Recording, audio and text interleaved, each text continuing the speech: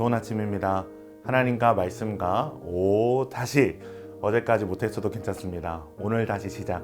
안녕하세요. 김매강 목사입니다. 오늘 아침 함께 묵상할 말씀은 사무엘하 10장에서 12장까지 말씀입니다. 중심 구절은 사무엘하 12장 13절에서 15절까지 말씀입니다. 다윗이 나단에게 이르되 내가 여호와께 죄를 범하였노라 하매 나단이 다윗에게 말하되 여호와께서도 당신의 죄를 사하셨나니 당신이 죽지 아니하려니와 이 일로 말미암아 여호와의 원수가 크게 비방할 거리를 얻게 하였으니 당신이 낳은 아이가 반드시 죽으리이다 하고 나단이 자기 집으로 돌아가니라. 우리아의 아내가 다윗에게 낳은 아이를 여호와께서 치심에 심히 앓는지라. 아멘. 저자는 이스라엘의 이상적인 왕 다윗을 독자들에게 보여주었습니다. 그렇게 정점을 찍은 다윗의 이야기는 이제는 하강의 곡선을 그리며 계곡을 향하는 기점에 서 있습니다. 이제부터 시작되는 다윗의 이야기는 흠 많은 인간 다윗의 이야기입니다. 우리는 이제부터 이스라엘의 영웅인 다윗이 배신, 속임수, 간음, 살인 등에 연루된 사건들을 접할 것입니다. 그 중에서도 밧세바와의 간음은 다윗의 삶에서 모든 것을 바꾸어 놓는 계기가 됩니다. 그러한 관점에서 오늘 본문을 살펴보기를 원합니다. 10장의 큰 배경은 암몬과의 전쟁입니다. 다윗은 암몬의 왕이었던 나하스가 죽고 그의 아들 하몬이 왕위를 이을 때 신하들을 보내어 조문하고 위로하는 일을 합니다. 다윗은 이것을 통해 강대국 이스라엘이 상대적으로 약소국인 암몬과의 화친을 이어가고자 한다는 마음을 전한 것인데요. 그 이유가 2절에 보면 나하스 왕이 생전에 다윗에게 은총을 베풀었다는 기록이 있는데 그 일이 어떤 일인지는 정확히 알지 못하나 다윗은 그 일을 기억하고 지금의 암몬에게도 자비와 은총을 베풀고자 하는 마음을 전하고 있습니다. 그러나 다윗의 자비와 선처를 받아들였던 요나단의 아들 무비보셋과는 달리 암몬 왕 하몬과 사람들은 다윗의 자비를 거부했습니다. 거부한 수준이 아니라 다윗의 사절단에게 상상을 초월하는 수치를 주어서 돌려보냅니다. 그렇게 다윗에게 선전포고를 한 하몬은 선제 공격을 하기 위해 주변 국가에서 용병을 끌어모읍니다. 벤누옵 아람 사람, 소바 아람 사람 2만 명, 마아가 왕과 그의 사람 1000명, 돕 사람 12,000명을 포함하여 총 3만 3천 명을 모집합니다. 그러나 이 첫 전투를 다윗의 장수 요압과 그의 동생 아비새가 맡아 승리합니다.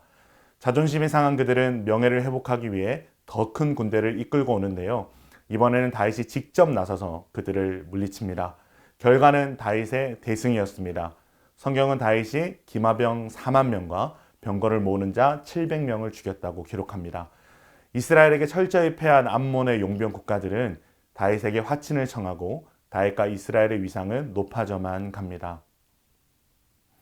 다윗은 이스라엘의 왕이 된 이후 지금까지 승승장구합니다. 그러나 이제부터 모든 것이 달라지기 시작합니다.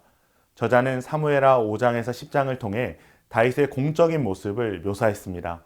그러나 이제부터는 그의 사생활에 초점을 맞추어 이야기를 진행해 나갑니다. 또한 5장에서 10장이 하나님의 축복 아래 살아온 다윗의 일생을 묘사한다면 이제부터는 다윗은 하나님의 심판과 징계 아래 고통당하고 괴로워하는 모습을 기록하고 있습니다. 11장의 시작은 아직 마무리되지 않았던 암몬과의 전쟁의 계절이 되었음을 알려줍니다. 온 이스라엘이 전쟁에 나간 뒤 다윗은 예루살렘에서 무료한 시간을 보내고 있습니다. 전쟁에 나가서 생명을 걸고 싸우는 요압과 군사들과는 매우 대조적인 모습으로 다윗은 낮잠을 자며 왕궁 옥상을 여유롭게 거닐고 있습니다. 이제는 다윗이 출전하지 않아도 될 만큼 강한 군사력과 장수들이 있기 때문일 수도 있지만 11장의 시작은 의도적으로 다윗의 이러한 행동을 직무유기와 같은 모습으로 기록하고 있습니다. 1절 말씀을 보면 그 해가 돌아와 왕들이 출전할 때가 되매 다윗이 요압과 그에게 있는 그의 부하들과 온 이스라엘 군대를 보내니 그들이 암몬 자손을 멸하고 랍바를 에워쌌고 다윗은 예루살렘에 그대로 있더라. 왕이 출전할 때가 되매 라고 시작을 하고 마지막 부분을 보면 다윗은 예루살렘에 그대로 있더라 라고 마무리를 합니다. 다윗이 시험에 들게 된 것은 그가 자신의 임무를 충실하게 이행하지 않은 데서 비롯되었음을 알려주면서 다윗이 이전과 같지 않은 변질된 모습이라는 것을 성경은 암시하고 있는 것입니다. 그렇게 옥상을 거닐던 다윗은 한 여인이 목욕하는 것을 보게 되었는데 얼마나 유심히 보았는지 그 여인이 심히 아름다워 보였다고 성경은 기록하고 있습니다. 다윗은 사람을 보내 그 여인이 누구인지를 알아보는데요. 그 여인은 바로 다윗의 충성스러운 부하 우리아의 아내 밧세바였습니다. 3절에 보면 신하가 말하기를 우리아의 아내 밧세바가 아니니까 라는 말이 기록되어 있는데 이것은 다윗 또한 우리아를 알고 있었다는 것을 내포하고 다윗의 행동에 대한 신하의 우려 섞인 감정 또한 내포하고 있다는 것을 알 수 있습니다. 그러나 다윗은 전령을 보내 밧세바를 데려오게 하고 그녀와 동침합니다. 충성스러운 부하는 전쟁터에 내보내놓고 그의 아내와 간음을 저지르는 것이죠. 그런데 다윗이 예상하지 못한 일이 일어납니다. 바로 밧세바의 임신입니다. 여기서라도 다윗이 돌이켰으면 되었는데 다윗은 이 상황을 모면하기 위한 비열한 계획을 세웁니다.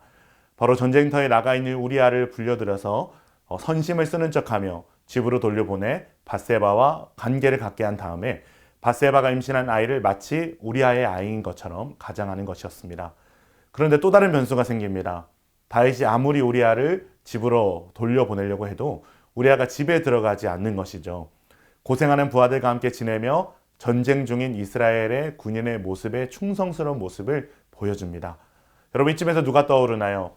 왕임에도 불구하고 자신의 직무를 유기하고 범죄한 다윗이 떠오르죠. 성경은 이렇게 신실한 우리아의 모습을 통해 다시 한번 다윗의 모습이 얼마나 잘못되었는가를 고발하고 있습니다. 다윗은 이렇게 죄를 덮기 위해 또 다른 죄를 짓습니다. 그리고 그 죄가 꼬리에 꼬리를 물고 결국 다윗은 요압에게 우리아를 최전방에 투입해서 적절한 기회에 죽이라는 살인 교사를 하게 됩니다. 그렇게 우리아는 전장에서 억울하게 죽게 됩니다. 아마도 다윗은 이 모든 일을 완벽하게 끝냈다고 생각을 했을 것입니다. 그리고 이 일을 아는 자나 모르는 자나 다윗에게 이 일을 가지고 시비를 걸 만한 사람은 없었습니다. 왜냐하면 지금의 다윗은 이스라엘의 위대한 왕이기 때문이죠. 그러나 하나님께서는 이 일을 악하게 보셨다라고 성경은 기록합니다. 그리고 12장에서 선지자 나단을 통해 다윗을 엄하게 꾸짖으십니다. 하나님은 나단의 입을 통해 다윗의 죄악을 폭로합니다. 하나님은 먼저 다윗에게 자신이 얼마나 큰 축복을 주셨는지를 일깨웁니다. 하나님은 얼마든지 더 많은 것을 다윗에게 주실 수 있었고 주시기를 원했다는 것 또한 말씀하십니다. 그리고 나서 다윗을 책망하시는데 내가 너에게 이렇게 복을 주었는데 너는 어찌하여 이 같은 짓을 행하였느냐? 너는 나를 업신여기고 내 앞에서 악을 행하였느냐? 그리고 나서 하나님은 이제 다윗이 받게 될 죄의 대가를 말씀하십니다.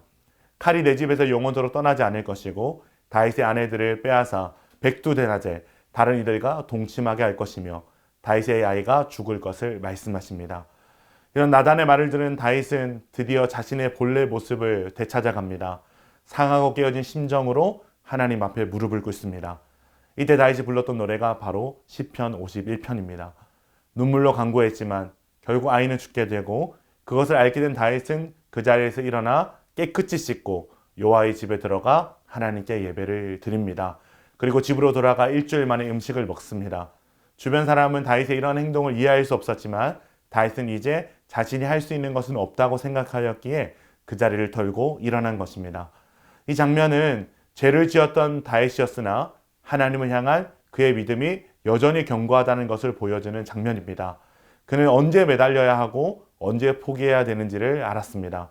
그리고 세월이 지나 밧세바는 다른 아이를 낳습니다. 그 아들이 다윗의 후계자가 되는 솔로몬입니다. 이 솔로몬의 이름은 평안이라는 의미를 갖습니다. 아마도 그동안 파란만장했던 그녀의 삶에 이제 하나님께서 평안을 주시고자 하는 것 같습니다.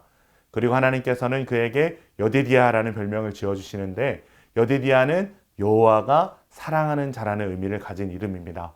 다윗이 가장 괴로워하고 밧세바가 가장 슬퍼하는 순간에 아이를 주심으로 회개하는 죄인들을 위로하시는 하나님의 손길을 느낄 수가 있습니다. 이제 10장 초반부에서 시작된 암몬과의 전쟁이 막을 내리는 순간이 다가왔습니다. 다윗에게는 악몽과 또 같았던 그 모든 시작이 막을 내리는 순간입니다. 요압은 모든 것을 준비해놓고 다윗에게 암몬 점령식에 와달라고 초청장을 보냅니다. 다윗은 이 전쟁을 통해 많은 전리품을 가지게 되었고 모든 암몬의 성의 사람들을 이스라엘의 종으로 부리게 됩니다. 오늘 말씀이 우리에게 주는 교훈은 무엇일까요? 첫 번째는 우리는 하나님께서 맡기신 우리의 삶에 최선을 다하고 있는가를 돌아보아야 한다는 것입니다. 다윗의 모든 범죄의 시작은 하나님께서 맡기신 자신의 삶의 자리를 직무유기한 것에서부터 시작합니다. 우리의 모든 삶은 하나님이 맡기신 것입니다. 우리는 그 하나님의 대리자요 청지기로서 우리의 삶을 최선을 다해 경영해야 합니다. 하지만 우리가 그러한 삶의 자리를 망각하고 살아가기 시작할 때 어느샌가 우리는 우리 자신이 삶의 주체가 되기 시작하면서 하나님 없는 삶을 살아가게 되는 것입니다. 오늘 말씀을 통해 우리가 하나님의 청지기, 하나님의 대리자의 마음을 가지고 우리의 삶을 최선을 다해 경영하고 있는지를 돌아보아야 할 것입니다. 두 번째 교훈은 죄를 통해 느끼는 희열은 영원하지 않으며 죄의 결과는 반드시 고통이라는 것입니다. 다윗은 밧세바를 껴안고 매우 달콤한 시간을 가졌을지 모르겠지만 죄를 지은 후에 이 상황을 수습하면서 이 불륜이 엄청난 결과를 초래했다는 사실을 깨닫습니다. 결국 다윗은 순간의 정력으로 지은 죄의 대가를 남은 평생 동안 혹독하게 치르게 됩니다. 성경은 다윗의 범죄 과정을 통해 이래도 죄를 짓겠는가라는 도전을 우리에게 하고 있습니다. 순간의 유혹, 순간의 죄의 달콤함보다 그 뒤에 우리가 감당해야 될 고통이 크다라는 것을 우리는 기억하고 죄를 멀리하여야 할 것입니다. 세 번째 교훈은 죄를 짓고 나서 우리의 태도가 중요하다는 것입니다. 다시 처음에 회개했으며 이렇게까지 끔찍한 결말은 오지 않았을 것입니다. 그러나 다윗은 자신의 죄를 숨기기 위해 더 많은 죄, 더 끔찍한 죄를 짓게 됩니다. 하나님은 우리에게 기회를 주시는 분이십니다. 군대 용어인 초전박살이라는 말처럼 하나님께서 우리의 죄를 깨닫게 하실 때 회개하고 피해를 수습하는 것이 가장 현명하고 지혜로운 방법이라는 것을 우리는 배워야 합니다. 마지막 네 번째 교훈은 하나님은 회개하는 죄인을 돌보신다는 것입니다. 온 침상을 눈물로 적시며 회개한 다윗에게 하나님께서는 솔로몬을 주시며 위로하십니다. 평안이라는 솔로몬의 이름, 여호와가 사랑하는 자라는 솔로몬의 별명처럼 다윗이 가장 괴로워하고 밧세바가 가장 슬퍼하는 순간에 하나님의 위로의 손길이 있는 것과 같이 우리가 우리의 죄를 회개하며 주님께 나아갈 때 우리는 그럼에도 불구하고 죄인을 사랑하시는 하나님의 위로의 손길을 경험하게 될 줄로 믿습니다. 오늘 하루 하나님께서 우리에게 맡기신 삶의 직무유기가 아닌 최선을 드리는 하루가 되길 원합니다.